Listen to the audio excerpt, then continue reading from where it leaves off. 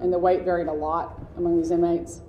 All kinds of other things. And one of the weird things that I found in the course of the reporting was the primitive communication system they use between the drug room where the executioners are and the main death chamber. And apparently the executioners, when something was going wrong, would stick colored pencils through the hole in the wall where the tubes were coming through the hole in the wall. And red meant things are going wrong in here, which I just thought was pretty appalling. So at least they fixed that in the revamp of the death chamber, and they can now communicate with each other through a more modern method.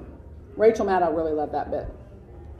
Let's see. So I used, in addition to the autopsy reports for this investigation, we used depositions, court records from several states that have used the same drugs that were used in the Lockett execution. The state had been relying on the testimony of a doctor who tends to go around in states and testify that these drugs are going to work and that they're great and they're effective. And so we looked into that and kind of challenged that a little bit with some other experts we talked to. And then finally, we asked for emails. Don't forget that in your work, that you can ask for emails.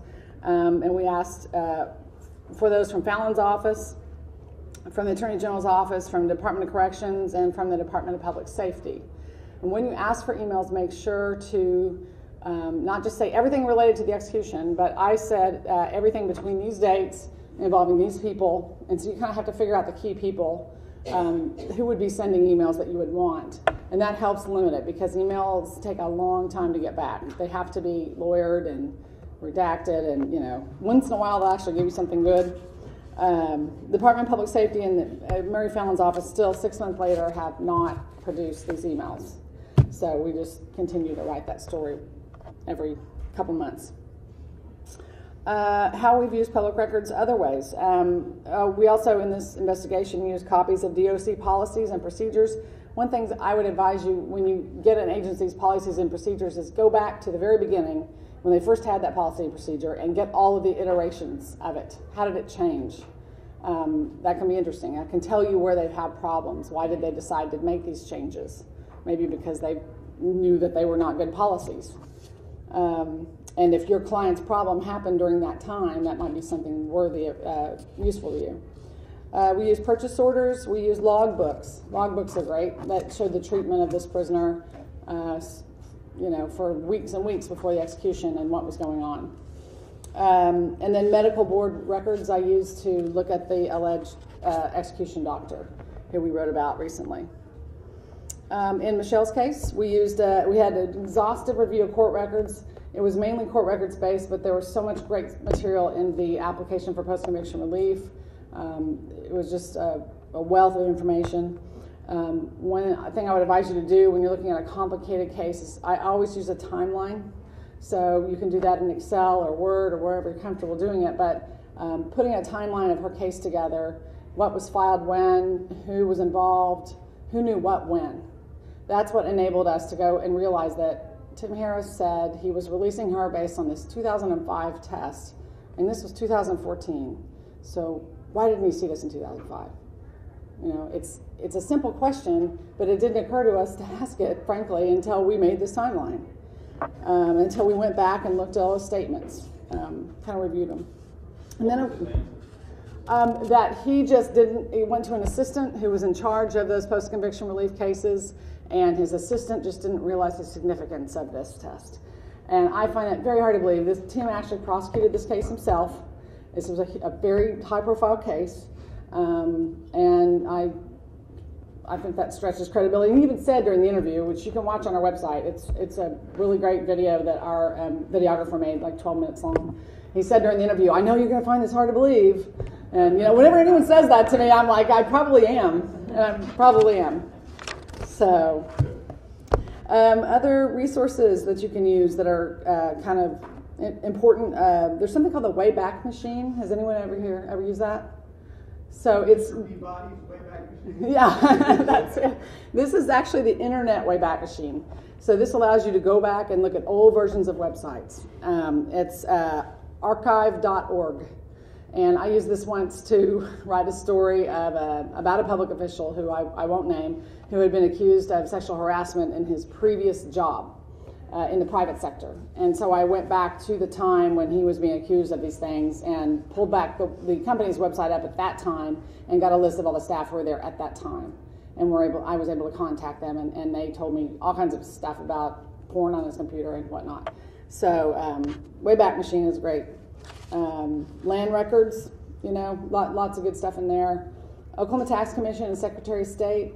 Corporate filings are really important to what we do. We like to know who owns what LLCs and corporations are there, and who are partners in those LLCs and corporations.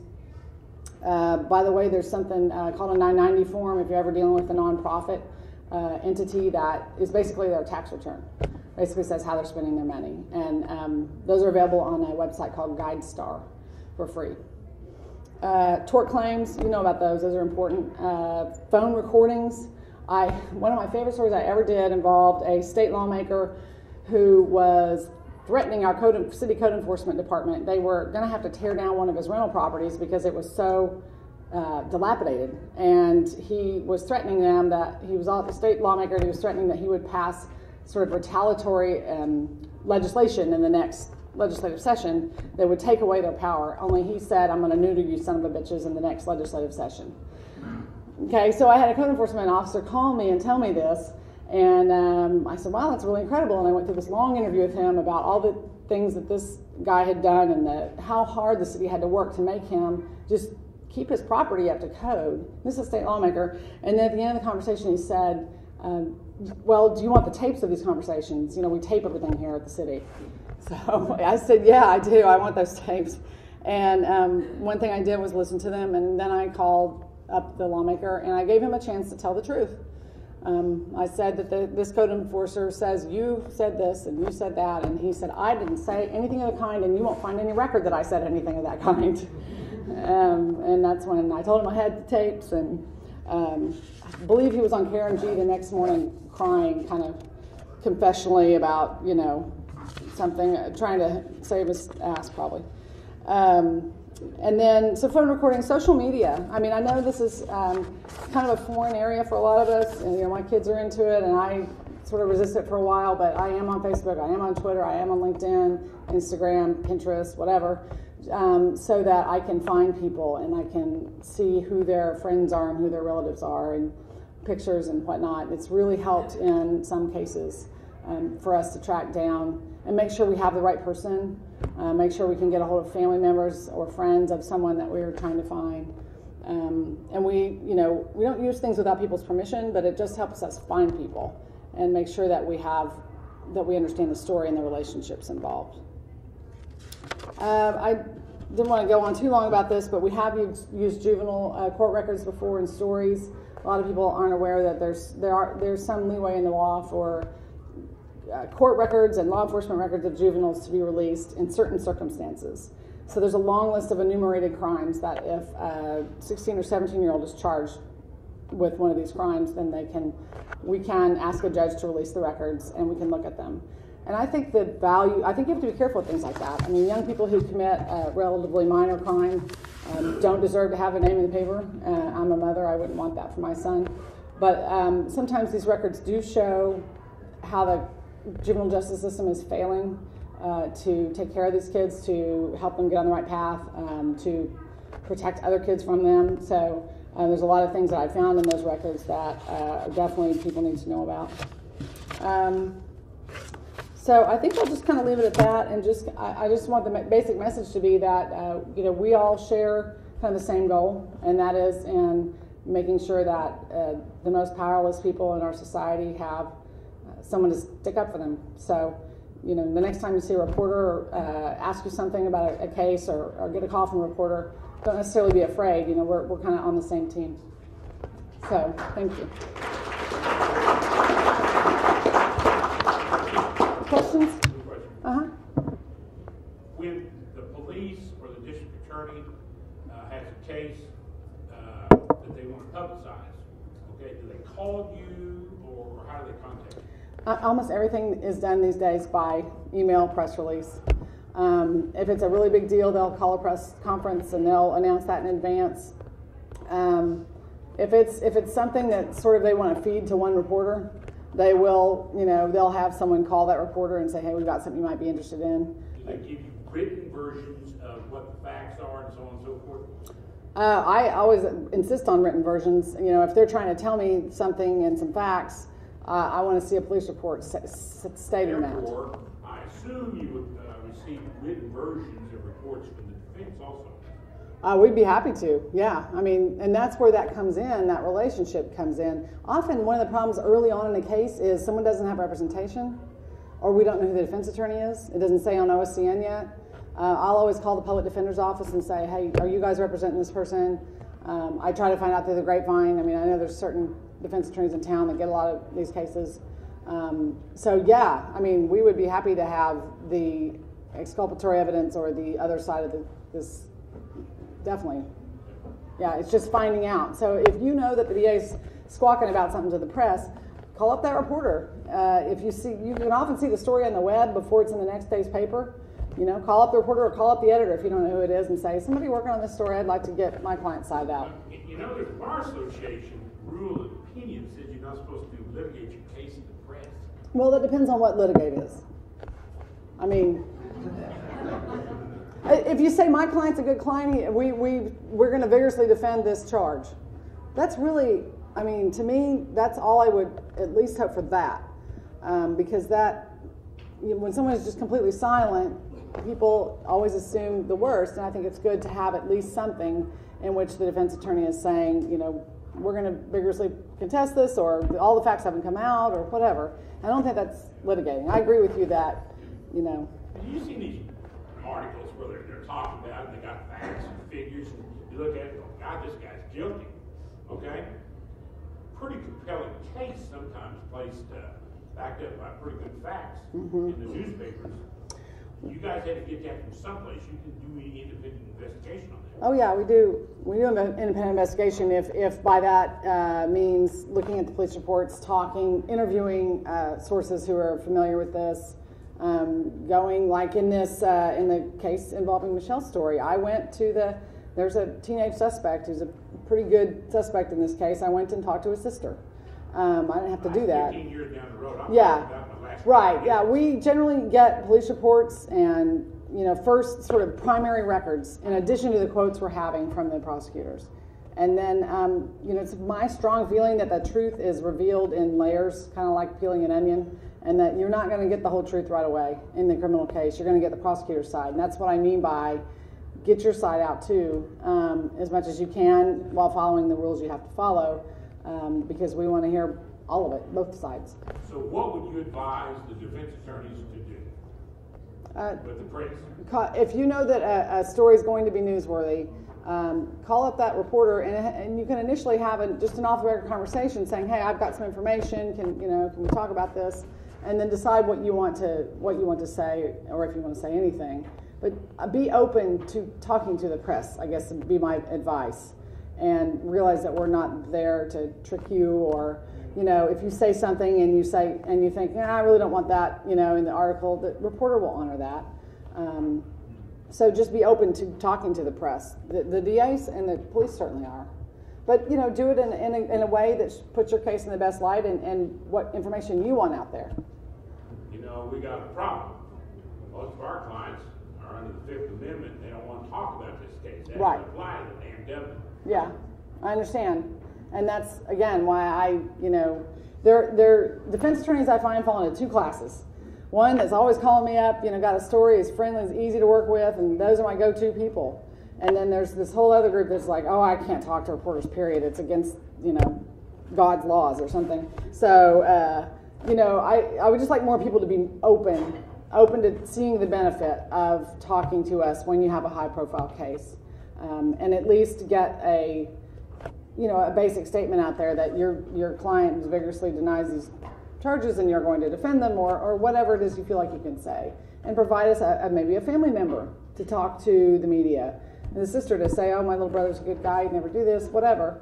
We're often looking for those kinds of stories in these big cases. It's kind of like anything you say can be used against you.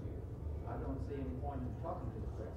And I wonder if you are able to get into the guardianship case. I wish I could. There's been some real abuse in those guardianship cases, and I think those some of that ought to be more open. I've reported about several abusive guardianship cases, and I'm convinced there's a lot of funny business going on there, but it's not an open system to us. We can't see those records. And as far as anything can be used against you, I mean, we will not go into court and testify about anything that's said off the record. No. We'll go to jail before that happens. So I think a general statement about, all the facts haven't come out, or, my client is an upstanding citizen and we reserve the right to vigorously defend this, that's not going to, to me, that's pretty safe. And from there on, you have to decide what you could say. And I agree that talking about specific facts early on probably isn't the best strategy for you all. Can I just make a point, and thank you for your coverage on Michelle's case. You do know that it is against the law for prosecutors and police officers to discuss the facts unless there's a legitimate law enforcement purpose. Are you aware of that? Well, I don't know about discussing. The Open Records Act requires them to release certain records. That's kind of what I rely on. You have to have a legitimate law enforcement purpose. Okay. In order to discuss their case in the media. Who would police that? Like, The bar association. and do they? No. See, to me, that's a story. I mean, every time. That's a story. Every time I read in the paper a quote from a police officer, a deputy, a prosecutor, Right. I send him an email and I say, this isn't my case, but I'm about to go to the bar. Mm-hmm.